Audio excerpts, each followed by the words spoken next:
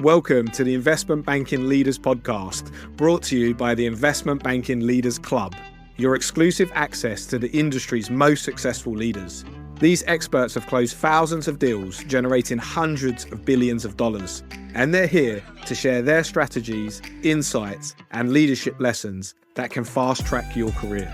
But the learning doesn't stop here. Join the Investment Banking Leaders Club at ibleadersclub.com for even more exclusive insights, leadership frameworks, and career accelerating resources and events.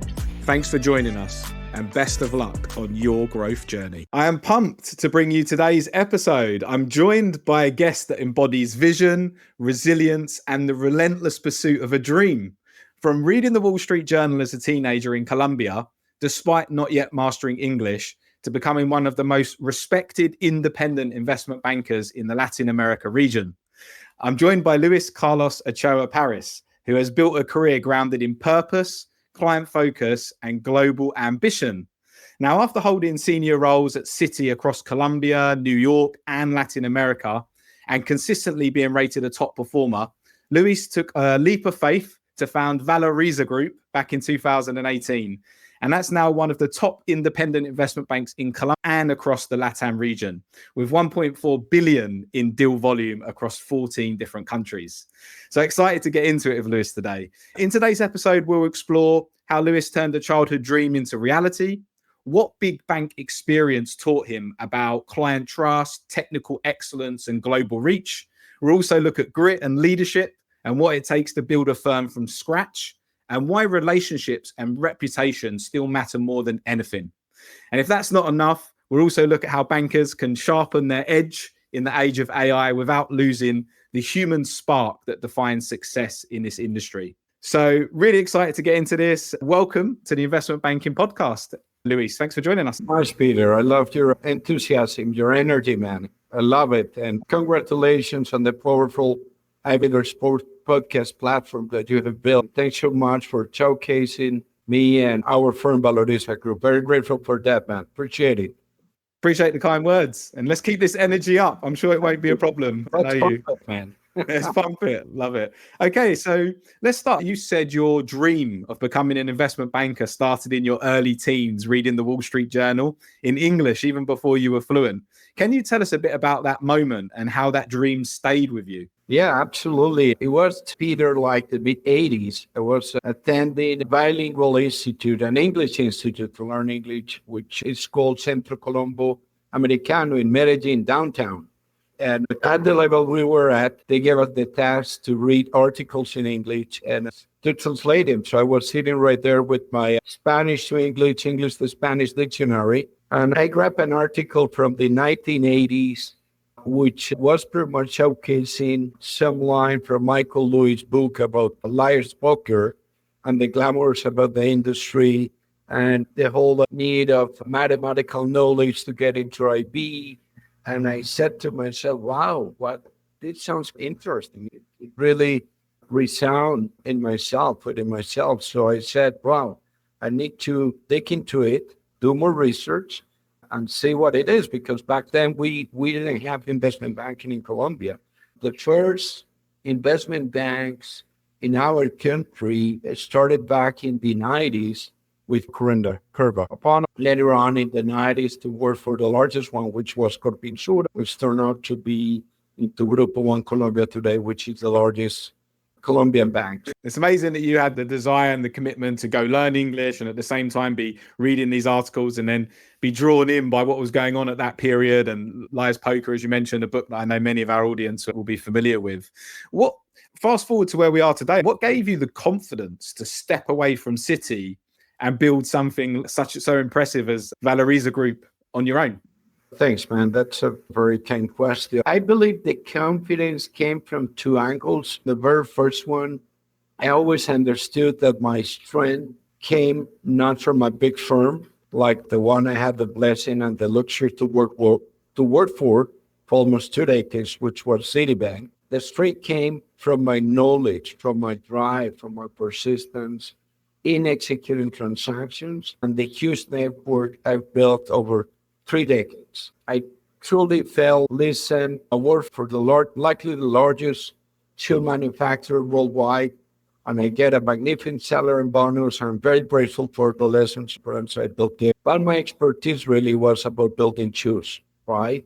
So I always felt that confidence within. And then a family issue came up around 2012. I filed for divorce. I started a relationship with my former wife and my lovely daughter, who's now nearly to be 25. And my best friend, who's my dad, said, look, he wants to transfer you because my last post at Citi was to run the IB team for public sector across Latam. So I was on the road 96%, 95% of the time. I had teams in 25 countries. I was always pitching women's finance and privatizing, project finance, fixed income, and so on and forth.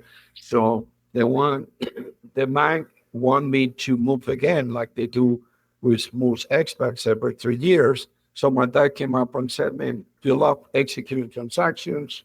Why don't you set up your own shop? So he was definitive that final pull. And then my family, my daughter, my girlfriend backed me up. That's how we launched it. And then I called him my partner, best partner, and only one I ever had in my life, Juan Carlos. I called the bank and told him, look, the bank wants to transfer me again.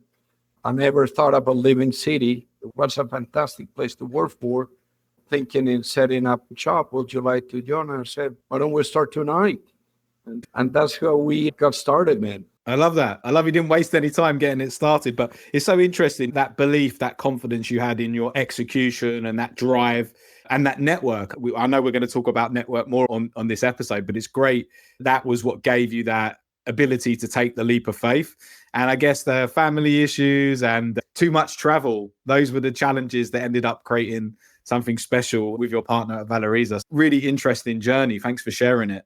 And having got to know you, I know how client-focused you are, and I know you're a true cross-border expert, given you've worked across so many countries. So with Valoriza completing transactions in 14 countries, what are the keys to building trust and executing well across different borders, in your opinion? First and foremost, industry knowledge, product expertise. You know what I keep telling the young guns at our firm is that you really need to develop that acumen, that technical knowledge of what product building and execution entails means. That's critical. Understanding risk, understanding client suitability is definitely number one. Secondly, career helps.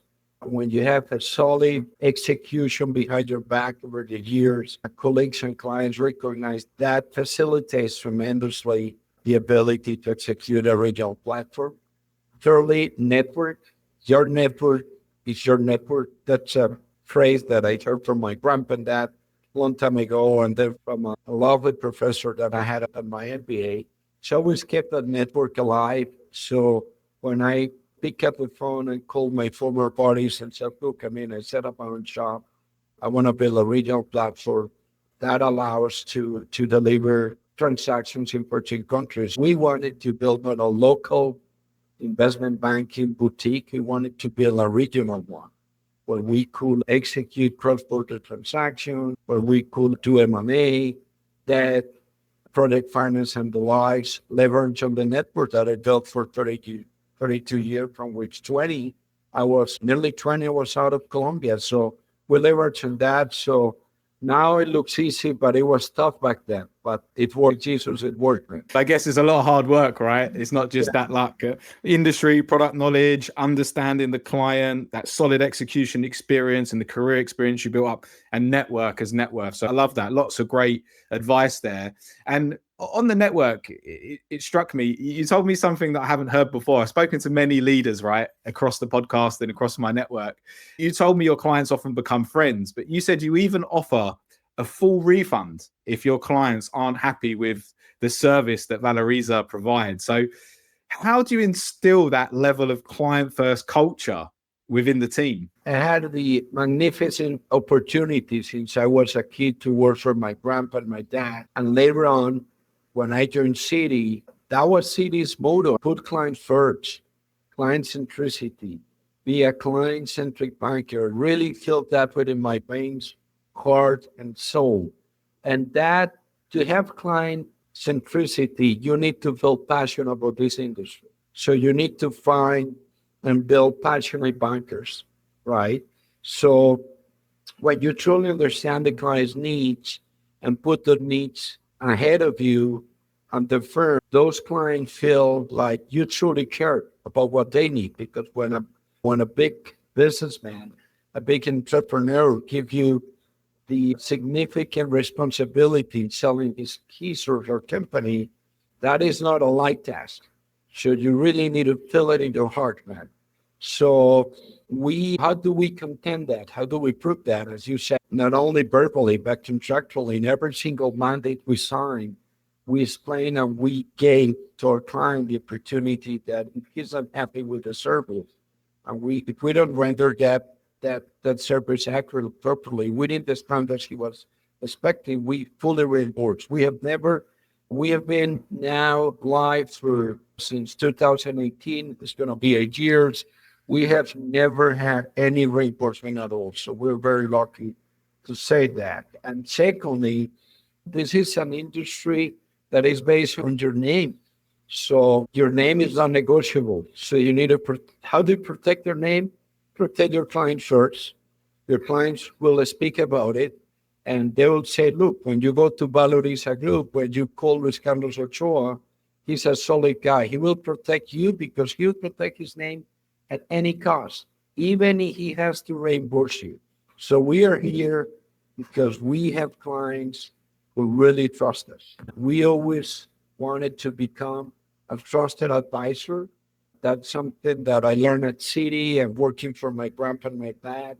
We want to be trusted advisors to our clients. So when you connect in such a way, something unexpectedly happens. 90% of the times or more, those clients become friends.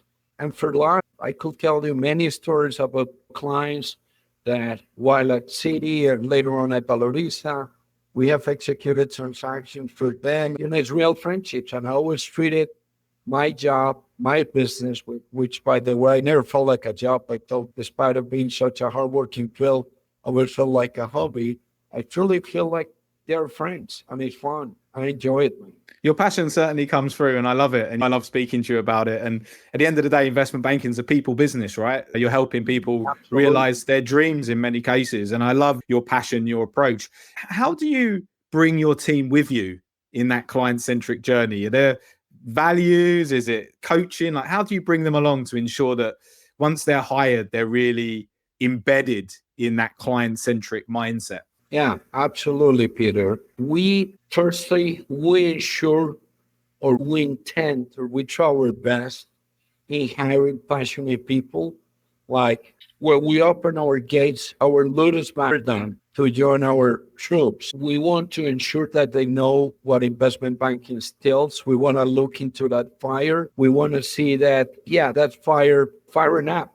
And then we involve ourselves in coaching those young guns, telling them to join in pitching meetings, in presentations.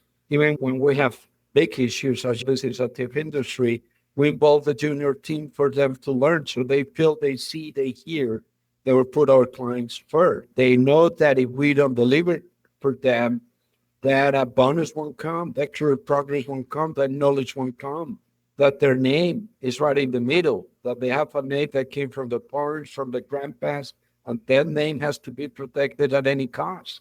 How do they protect that for future clients? So believe me, if you ask any of our analysts, they will tell you, they will feel it, man, and they fight and die for our clients. That's it. I love that. I can see why giving the team a purpose. That's really what you've done there. And I can, speaking to you, I can feel that. So I'm sure they feel it as well. And again, involving them makes so much sense to help them progress. You've touched on your grandpa a couple of times already. I know he was a really important person in your life, as was your father. What leadership lessons did you take from your grandfather, your father, and also maybe early mentors that you had at Citi? Yeah, absolutely. I'll take from my grandpa, which I have the blessing of having the same name, from my dad and top seniors that I had at Citi, Ed Sanchez, Bernardo Norenz Maraj, Raymond Gottlieb, Dennis Evans. I'll take from them the fact that always be the hardest working kid of the room, man, and feel passionate about what you do. If you don't feel passionate, you should leave, man, because you're working that sort of for the salary and bonus, you're at the wrong spot. Give us more people, hardworking people always find a way to make money. So you want to make money, you better ensure that it has to do with your passion because you enjoy that thing, man. You have to enjoy it. Life is too freaking short to spend it working for someone just to make money, right? So if you put that passion first, money will follow, reputation will follow, and so on and forth. And then, and last, discipline. Perseverance is likely the main skill I learned from my dad. And perseverance is something that perseverance outsmarts anything. When you persevere and you love what you do, boy, the results will come. So I'll just leave it there, man. I hope my two sons listen to my advice as a father. Let's hope in a few years that comes true, Luis. I want to sit on discipline a little bit. I know you got discipline from your swimming career early, and you shared with me that you swim 3 kilometers every day. You take time every week to check in with friends and clients. So I'm really interested in how does discipline in your personal life support performance in your professional life? Yeah. Thanks, man, for bringing that up. A huge mentor that I had was a swimming coach, which was national swimming coach in Colombia, Raul Gonzalez. He passed away. He was like a dad for many of us, and he's the one who got the most number of Olympic swimmers in the country. So I had the luxury of, at a very early age, to swim with him, and we remained friends for life. I became the first time I really got a big championship. I became a national champion and later on national record and many other things. But we learned discipline through him. And what discipline gives you is the unbelievable skill of defeating anything or anyone or any possible fear that you have when you have discipline. You build up things that others won't. Like the one who's too smart, he won't give the extra mile. The one who is too laid back, neither. He won't do it neither. When you're disciplined, you just keep working, man. You build it, right?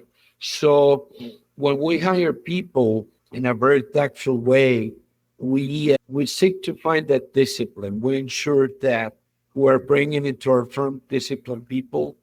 We don't lay backs. We don't like disorganized people because if you're gonna work hard for a client who built his company, that entrepreneur most likely is an organized, disciplined person. Otherwise, he wouldn't be able to build what he did. So going back into client suitability, we want to match that culture in hiring and developing with the client we serve. So when we put a team in front of our client, he feels that they care, that they're disciplined, that they're organized, that they're hardworking, that they truly care. So that's pretty much it, Peter. And when you talked about you schedule time to check in with friends and clients and you make that a discipline, can you talk to me a little bit about that? I think that was really interesting and sure something that our listeners could take away. Yeah, absolutely. Every week, I set up between 30 minutes up to 2 hours, just in checking everybody. And I organize my agenda on a weekly, monthly, and quarter basis to ensure that I call friends, key clients, and so on, from celebrating the birthday and ensuring their family is okay, up to what's going through their mind, what do they need. So again, when I was younger, I was working from these old guys, from my dad and grandpa, they always used to say, in life, it is more important to have friends than money. And I can attest to that. I can tell them a significant part of what Valoriza's success comes from is from that phrase. I always took good care from friends. And whenever I pick up their phone to call on them, they have been there right there for us. Even when we founded Valoriza and we got our first pitch, the first clients we visited were friends from a school, young. And before leaving the meeting, I told an actor who still remained a very dear client of ours, and I told them, look, we're not living with a mandate, man. You put the fees, you put the price, but you need to hire us, man, because you need us, right? And we got the mandate right there. They said, good. How much is it? We said, this, done. one deal. We walk away with our first month, the first 30 days we got started. So checking on friends is important. I mean, you cannot be in this industry just waiting on someone to send you an RP, a request of proposal. You need to be there. You need to become first call. And how do you become first call? Being there for a client. You cannot be for a client right there just for whenever he needs something. You need to ensure you care. And I do care. And second, is part of our culture, keeping that level close. And secondly, for me, it's important in the sense that through that exercise, I ensure that I know what is happening across regions and across geographies. If I call a client in Argentina or Brazil or Miami or Spain, I'm hearing and crossing that to what I get to read on Global Finance or on the New York Times or the Wall Street Journal. So it gives me a very powerful tool to keep building my learning, which is critical in our industry. You need to keep reading and learning what's going on beyond what you read on the news, right? And that propels business opportunity. That propels your pipeline tremendously. Yeah, I love that. There's so much resource out there and so much information, but speaking to those that are so close to it and really getting the understanding of what's going on and being able to connect it to the data you get. I love that. And again, being intentional, structuring that time to check in. How do you do it when you're traveling? Because I imagine got clients in 14 different countries or so and trying to check in and get that face-to-face time as well as phone time. Do you have any tricks to how to do that effectively to ensure you cover your clients consistently face-to-face? Man, Peter, in the same way I swim 3K every day, set apart a 30 minutes time at least, just to send an email, a WhatsApp, a quick call, and I tactfully organize who I'm calling and why every day, every week. It's part of my motto because then the success of this business or our firm not only comes from that international career that I built, that we built together, but the network. Yeah. The power comes from the network, from the clients. So you need to be there from them. I've attended many of their marriages. I've been in many births of their kids. I've been in many of their anniversaries and many of their beach houses, playing golf, and so on and forth. I don't do it. I know it sounds intentional. And of course, this is a business, but frankly, it moves me. I really connect the motive, what this firm represents, vis-a-vis the fact that thanks to these guys, we keep alive, enjoying what we do. So I put the time, and there's no excuse when you're organized and disciplined for not ensuring you keep doing what you should be doing, right? So I still do it even when I'm on vacation. Yeah, I love that though. I guess that passion and that fact you said you almost see it like as a hobby, right? You enjoy connecting with people and building relationships. So I can see why it's fun when it's like that. And I've heard other leaders tell me about being intentional, having call plans and making sure they got purpose and reasons to call and discipline. So thanks for sharing. I think a lot of the VPs that are listening, they struggle with that, moving from execution to origination and how to go about that. So I think you've given a lot of great insight. So thanks for sharing. I want to talk a little bit about Citi, I guess, again. How has working across M&A, debt financing, structured products prepared you for the one shop or the one-stop approach that you offer at Valoriza Group to your clients? Absolutely, and that's a very interesting question, though. When I got started in this industry, and particularly working for Citi, which I worked at that magnificent bank for almost 2 decades, I always had a dream of getting to learn each of the key products: M&A, debt structuring, project finance, and so on and forth. I even got to work for EAF, external agency financing for the DF, which was quite interesting back in the 90s and early 2000s. And I always understood that mastering debt structuring was key in executing M&A deals, the purchase LBO and underwriting, because when you understand liquidity, you fix a critical aspect as this within the SME market, which is, look, for a middle-sized company, How do we acquire this target and so on and forth? So I wanted to learn about it. So, but then after the 2008 crisis, which was the trade default crisis, the mortgages crisis, the CDOs, right? And the whole compliance era kicked in, which is compliance is important. But we started to get a lot of no's in we can do this, we neither can do this or that. It became a bit boring. I always felt within myself, man, it wouldn't be beautiful to execute deals, cross-selling all the knowledge and products, this bridge and they brought in that, pursue this LPO, involved in the mess that, selling that, and so on. So it wouldn't be beautiful just to have an investment bank boutique to do all of that on letter point three, which turns out to be quite positively. And that's what we do at Citi, which again, magnificent, powerful bank. I owe them a lot from what Valoriza is today, no doubt. I love that bank. I still keep my account and friends and I check with all of them and even part of Citi alumni, by the way. So the thing is that the beautiful aspect of having your independent investment bank is that you don't have to go through all those units and compliance and so on, but you can execute it smoothly, tactfully, and quickly from one product to another and still ensuring a smooth delivery. So while a large bank will take months to get a transaction approved, to involving people, get all the agreements and so on, an independent investment bank like Valoriza can move truly fast. I mean, once we determine what is the clear, fastest, and most simple path to execute, we just focus full force to get it done. And so we do it. And we also move our gladiators, our analysts, from one product to another to ensure they can build into set of skills. So it's fun. We have a lot of fun. We do. I would love that part of Valoriza. We wanted to have a job like this, that we could move from one product to another.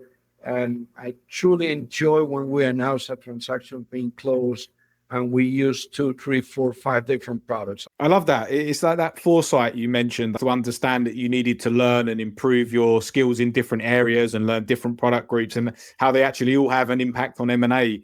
So I love that. And I love the ways you look to go and build your knowledge. I've had leaders tell me about looking for variety and becoming more valuable to their banks by sharpening their saw in different areas. But it seems more and more now that when I speak to leaders, they're talking about ultra specialism. Really, whereas you're taking a different approach of really building your team with skills in many different areas. So I find that really interesting. The other thing, I guess, about Citi, you went from Colombia to this global bank Citi, which obviously taught you so much. What advice do you have about gaining international exposure and truly becoming global in thinking for those bankers that are working in more regional markets? Right. Wow. That brings a lot of memories, Pete. Boy, I will tell you need to differentiate yourself. Either if you're sitting in London, Namibia, Colombia, Argentina, whatever, you need to differentiate yourself. How? Be the working kid on the room, deliver results, put the client and the firm first, and seniors will notice. Strengthen your academics, get a nice MBA, and be outspoken about the fact that you want to be a regional or that you want to have international experience. And that's what we need. And at Citi, one thing that I love about Citi is that they were very clear in the way they will define success. They will rate their bankers and the people from 1 to 5.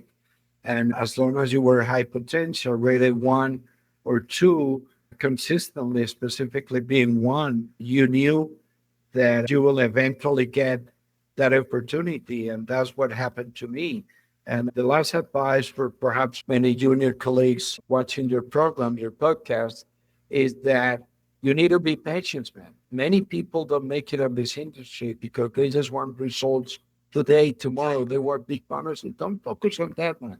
Don't focus on time and bonus. Focus in learning, executing, enjoying the ride, and believe me, boy, you will get all those goodies, man. You will get them all and more. But I've been in this industry for more than 30 years, and I've seen many interesting, smart people living frustrating just because they didn't master their main muscle, which is their brain. You need to build that perseverance. Trust yourself. Ensure that you love this thing, man, because if you don't love investment banking, you should leave today, man. Resign. You should find your ikigai, what you truly love, what you truly like, to become a master, man. This life is too short to be working for somebody else or for yourself within something that really passionates you, right? That's the main message. Do you have tips for those that are looking to find out if investment banking is their passion before they get involved? Is it internships? Is it talking to people in the industry? Do you have advice for those that are maybe thinking about it but want to make sure they're passionate before they get involved? Or does that not happen? You just have to throw yourself in and try it, and if the passion's there. In my case, as you have seen, man, I'm a Latin guy, man. I'm a passionate guy. It comes through, yeah. Yeah, man, I feel passionate about everything, man. My swimming, my motorcycle, the people I love, my friends, my work. I'm a passionate guy. So I can, when you have this kind of personality, it's very easy to connect, but with those things, right? So in my case, as I said, in the mid-'80s, I was lucky enough to read this article, and I said to myself, I want to be an investment banker. Nobody knew what was that. I told my family, I told my dad, and he was like, I thought you were going to work for my grandpa. So I want to be an investment banker. So one thing that I will advise, which is powerful, and I was a senior coach for Citi, while working at Citi for 10 years, right? They picked this senior team of high potential that have executed rightly in their career, and they gave us the beautiful opportunity in coaching others, right? The first thing that I would tell the juniors watching on your program is try to find a solid coach that can guide you through books, articles, or mentorship. Ensure this person is passionate about what they do. Ensure that they are successful, that they have results to show. Don't be afraid to approach them, because most times those people, those leaders are tough guys, tough cookies, right? You cannot be a successful leader by being weak. If you look at a global leader like Jamie Dimon, boy, did you imagine all the walls he has teared down in his life, right? Mm-hmm. So approach those leaders, ask for a meeting, for a coffee, ask them, look, wouldn't mind mentor me or giving me tips if I visit you every quarter to guide me to this and that. And believe me, at some point, he'll fire up within you, or he will just show you that perhaps it's something else. And by life, I'll tell you one thing that Professor Jaime Pineda, who passed away, gave us while I was studying engineering, was that sometimes, most of the times, most of the times, you don't have the luxury to work on what you like, but on what you must, or what you find, right? Most of the time, people cannot just get into that industry, into that company, into that what they want to do. But he told us, still, you need to ensure you're the best. Still, you need to find the passion. There must be something pleasant, joyful about that job, and people will notice. And life will take you from one next to the next, and God will help. He will do his magic as well. And I'm a true believer, man. I didn't start on my first job in investment banking. It was an unbelievable, boring job for many people, but I found a meaning. I found a way to be recognized, so people could see that I wanted to get somewhere and be somebody, and use it as a tool to get into IB. So for anyone who's saying, boy, I'm still can make it into IB, I'm still can go into a large bank. Look at myself. I was working for Bank Colombia, and I got to join the largest bank worldwide today. And I'm still Citi, JP, Goldman, right? From Medellin in Colombia with a regular MBA, didn't go to an Ivy League there, man. Why? Because the drive, man. I found a way to enjoy it, to like it, to differentiate myself. When everyone was leaving at 5, 6, 7, I kept reading, working my, I wouldn't say it on your podcast, man, but I enjoyed it and talk with a lot of people. Life is beautiful. Work is not about making us hard, it's about making a life and building friends. And there are many industries on top of things that you can explore to be happy and enjoy, man, and not watch it or look at it as a simple, as a mean to pay for your bill. You should look at it as a means to truly enjoy life and ensure that you feel you're investing your time. Makes sense. It's inspiring, and you've obviously found your sweet spot, and you're helping others to find that inspiration. And I think the mentor part you mentioned is really key. I think showing an interest, being curious, being around impressive leaders that can help you raise you up, give you advice, and even if it's moving out the industry, as you mentioned, finding the thing that you are really passionate about and you can succeed in. I believe a lot it's about tying your strength, what your innate strengths are, and applying them in the right way versus constantly working on your weaknesses, but really working on those strengths so you can get in that flow state. So there's lots of great takeaways. I want to touch a bit on AI as well, because we know AI is powerful, but we know it can't replace the creativity, the human relationships of a great banker. What skills should the next generation focus on and developing with AI coming through, in your opinion? Absolutely. What an interesting question, Pete. I'll tell you, when you try it, it is important, fun to use AI, but when you got being an analyst or a VP to a point in which you say, I'm going to check into AI, right? You lose the luxury of developing the logic, the strategy, your brain, which is the most powerful tool you will have. And when you're pitching to a client or developing or building an idea or executing a transaction or developing a strategy, AI won't help you, man. So I'm an engineer. I love mathematics. I even thought about early on when I was very young in being a mathematics professor.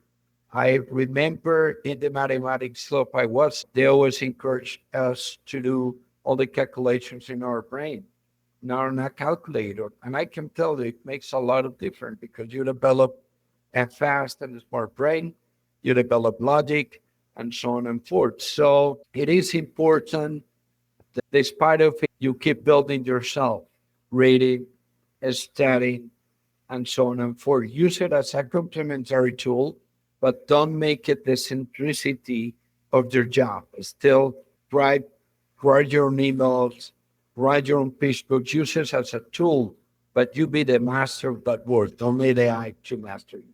And then even if you're an Excel genius, even if you're a genius when it comes to numbers, crunching, and so on, it will never ever replace the power of relationship. So you need to keep building friends and getting close to client, because you cannot tell a client, man, don't be so dumb to talk to a client. No, I found this on AI. Don't be dumb, man. Believe me, I've seen it. I still ensure you understand that you are building a very powerful machine within yourself. An AI, it is a tool, but it's not the machine. You are the machine. Impactful. I like the way that you've put that. And I agree with you, by the way. At the end of the day, you want to strengthen your knowledge versus replace it with something else, right? That productivity part, helping, using the tools you say, but really refining your tool, your brain. So that really resonates with me. And it's easy to get lazy, right? And at the end of the day, investment banking, we hear it all the time. It's an apprenticeship. Every step is an apprenticeship. It's about acquiring the skills to do what needs to be done. So it makes a lot of sense. And then you need to be perceived as a smart cookie with a client, man. It's funny for me when I say, I'll say what AI says. Oh, yeah, I found this on AI. No, a client want to hear from you. So you need to use that knowledge I gave you plus the reading you did in a way that the client perceives that you're smart, that you're in control, that you know what the hell you're telling. It's interesting. You can look really good over email maybe or through documents, but when you're in the person, it's pretty obvious whether you've got a level of expertise or not. Luis, believe it or not, time has flown by. We've only got time for a couple more quick questions. So our regular listeners, our thousands of regular listeners know that I always ask this question. I believe that leaders are readers. And it doesn't just need to be books these days, right? Podcast materials. But what do you recommend that's had a big impact on you in terms of a book, a podcast, or materials? Yeah, I believe you have a great audience with your podcast, Peter. And again, congratulations again for a very powerful podcast group that you have built. So I wouldn't talk about valuation from McKinsey or valuation or the Big Short from Michael Lewis. I think all of the colleagues who are watching your program, they have already read those numbers, those books. If not, they should. But one book that is very complex to read, but for those of us who love this industry, should, is boring, it's tough, but it shows you the whole IP history, is The Last Partnerships by Haste. Okay. Produced by McGraw-Hill. Beautiful book. It shows you how the Lehmans and the Goldmans and all these guys who built the Rothschilds and the likes, how they got started, how this built this industry. That's fantastic, man. The next one is The Richest Man of Babylon. That is a very powerful book that shows you like 3,000 years back how still investment banking was relevant back then. It will enable the young guys to connect with the past up to today and what they do. That's important. And the last one, being perseverance, critical, and one of the most important words in my life is The Old Man and the Seaman by Hemingway. Start reading so much numbers, man. You guys have already read all of that at college and MBAs and so on. Man, learn about drive, great, perseverance, man. And those are the type of books that I like the most. And the last one is The Art of War by Sun Tzu. Very important, man. A novel. And last but not least, a very dramatic, hard, tough cookie, badass book to read, man. The 48 Laws of Power by Robert Reed. Very tough, but for those working for large banks, for large firms, it will help you to navigate all of those politics and wars that you put in. I will leave you with that for now, Pete. That's a good list there. And there's definitely a few in there that I've not heard of. So we'll definitely add those into the show notes for those interested. And as we said, we're both believers of growth mindset and sharpening that sword. So I'm sure the listeners will take to that. Final question before I get back to more important things, Luis. If you could go back, or looking back now, if you could go back to Luis at the start of his career, what's the one piece of advice that you'd give yourself? Boy, the only advice I'll give to myself will be execute the plan that you have in your head, man. In my case, I believe I was lucky enough to say, I'm happy, I'm grateful. I execute what I wanted to do. I wouldn't change a piece. Amazing. What a great way to end. Luis, thank you so much for being with us today and sharing all your wisdom with the audience. It's much appreciated. Hey, I love it, man. I loved what you have put together. Congratulations again and your energy.